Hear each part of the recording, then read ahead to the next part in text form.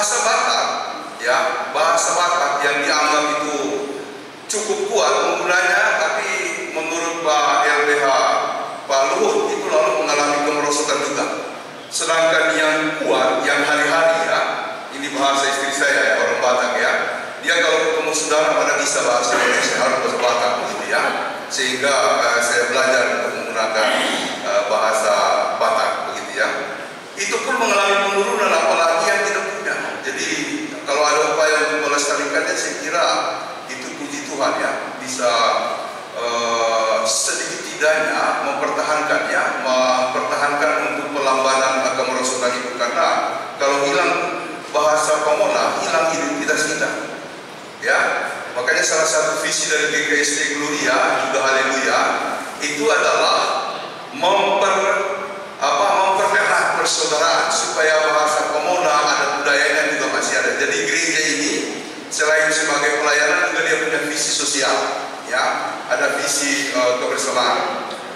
Itu saudara-saudara, jadi saya dengar agak susah-susah gampang ya datangnya tim ini ya, berat-berat susah begitu saya dengar ya, karena untuk uang tiket aja ada yang sampai harus jual motor, lalu berat ya. Jadi ada beberapa harapan dukungan dari beberapa pihak ternyata tidak muncul ya. Tapi saya mau bilang begini, jangan ambil sakit hatinya ya, dan tidak usah marah,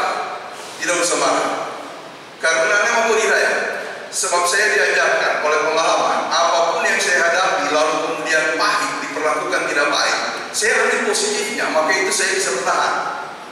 Karena kalau saya ambil negatifnya, saya patah dan saya pasti pulang. Tapi saya ambil positifnya ya. Nah, pokoknya di sini di gereja ini kita puji Tuhan, dan salah satu nilai Kristen yang barangkali harus kita syukuri adalah diperlakukan negatif, kita bersikap positif. Yesus Kristus dinista bahkan juga sampai disalibkan. Dia hanya berkata secara monumental, kan terkenal kata-kata Yesus itu, ya Bapa, ampunilah mereka sebab mereka tidak tahu apa yang mereka perbuat. Kalau kita mengikuti ini, kita akan dibuat maju. Jadi kita bersyukur saja dengan pengalaman, dan saya harap ada di antara anak-anak ini yang jadi orang-orang hebat di masa yang akan datang ya. Doa saya kepada jemaat-jemaat yang saya layani, termasuk jemaat di Gloria maupun di Haleluya, di mana Pak Henry melayani, mudah-mudahan kita berdoa dari situ muncul seorang tokoh yang hebat ya, menteri dan kalau bisa jadi wakil presiden gitu ya. Ya, karena kalau jadi presiden kan berat gitu ya, tapi kalau wakil presiden masih ada kemungkinan.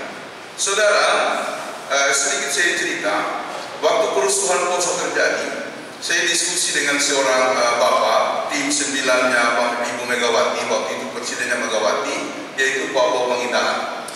Dan apa dia bilang? Dia bilang, Pak Pendeta, GKST harus menyekolahkan anak-anaknya sampai tinggi. Karena kerusuhan Poso sebagian terjadi karena tidak ada orang-orang yang kemudian menopang dari sini. Kita teriak, tidak ada yang dengar.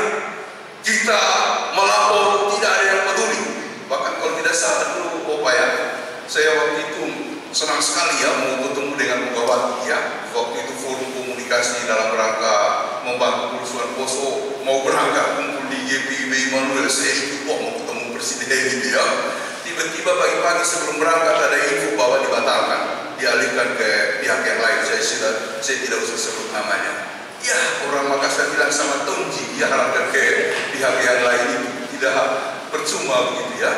Jadi saya kira salah satu semangat saya untuk melayani adalah supaya lahir kader-kader muda. Makanya saya bilang sama keluarga-keluarga yang ada di Jakarta, sekolahkan anak tinggi-tinggi. Kalau kami dari kampung bisa merangkak sampai di Jakarta, anak-anakmu yang lahir di Jakarta, besar di Jakarta, harus dikirim ke luar negeri.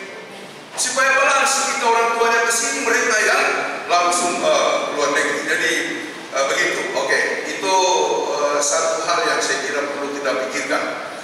Yang berikut saya juga ingin menyambut kedatangan daripada Ibu Meslina Kolobo ya.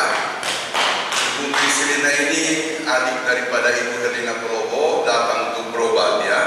Dan rumah sakit Lagaligolab ya, lalu kemudian dirujuk ke Jakarta, dan kalau tidak salah besok rencana kembali lagi dan melanjutkan pengobatan di sana. Datang bersama Ibu Dorcas Tibian ya. Ibu Dorcas Tibian ini ipar dari Ibu Erlina ya. Jadi selamat datang. Untuk Ibu Meisirina, tidak usah khawatir ya, tidak usah khawatir tentang penyakit. Kadang-kadang memang penyakit datang. Saya dulu juga dibawa lari ke rumah sakit Harapan Kita begitu. Oh, takut mati saya gitu ya. Namanya kalau sudah dibawa ke rumah sakit Harapan Kita udah takut mati begitu ya. Selalu saya panggil Mama Bu Petrus ya gitu ya. Mama, di mana kau? Karena tidak boleh ada yang masuk. Saya betul-betul diisolasi, bed rest di situ ya. 3 hari nggak boleh ketemu. Waduh, di situ rindu saya sama Mama Bu tinggi sekali. Ya, karena takut mati gitu ya. Tapi lalu kemudian saya sadar, jangan ditakuti.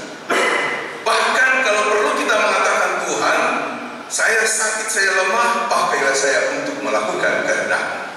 Dan ternyata kita menjadi kuat ketika kita mengambil prinsip seperti itu. Karena penyakit, penderitaan dan lain-lain itu mudah sekali membuat kita ciut, mudah sekali membuat kita down. Tapi ketika saya mengatakan Tuhan, pakai saya, walaupun saya sakit, punya kelemahan, pakai saya, ternyata kita bersemangat. Ya, bahkan lebih sehat dari orang yang sehat, yang tidak punya penyakit. Jadi Ibu Meisirina ya, hubungan kita, pokoknya saya yakin Ibu Meisirina oleh pertolongan Tuhan akan dipulihkan. Dan saya juga akan menyambut ya, siapa tadi yang ikut nyanyi di sini, Lani dan anaknya, mungkin ikut sekolah minggu ya.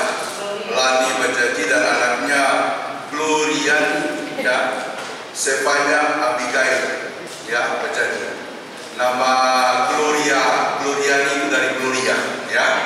Jadi Gloria akan apa? Akan berkembang, lalu namanya ada di sini gitu ya.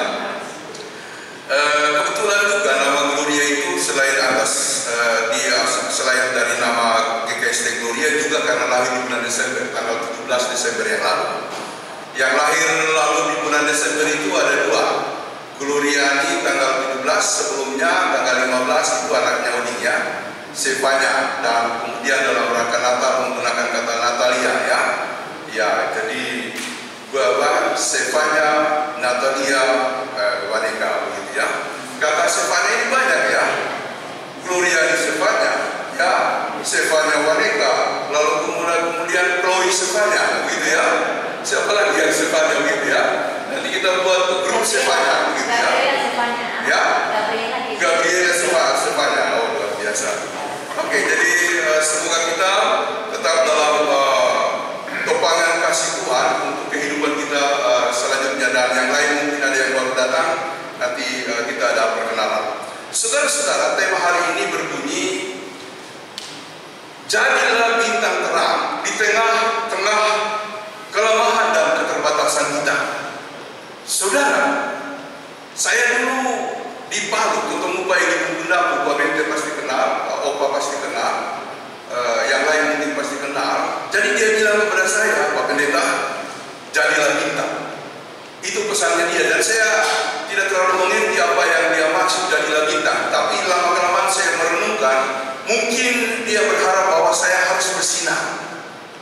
Saya harus menjadi satu sosok yang bisa bersinar. Tentulah menyinarkan kehidupan beriman kita. Dan hari ini tema kita adalah jadilah bintang yang terang di tengah keterbatasan dan kelemahan kita. Jadilah bintang yang terang. Semua kita sudah dilengkapi oleh Tuhan untuk bersinar. Karena Tuhan itu adalah Tuhan yang melengkapi, yang mengisi, yang membentuk, bahkan juga yang terus-menerus mengangkat kita.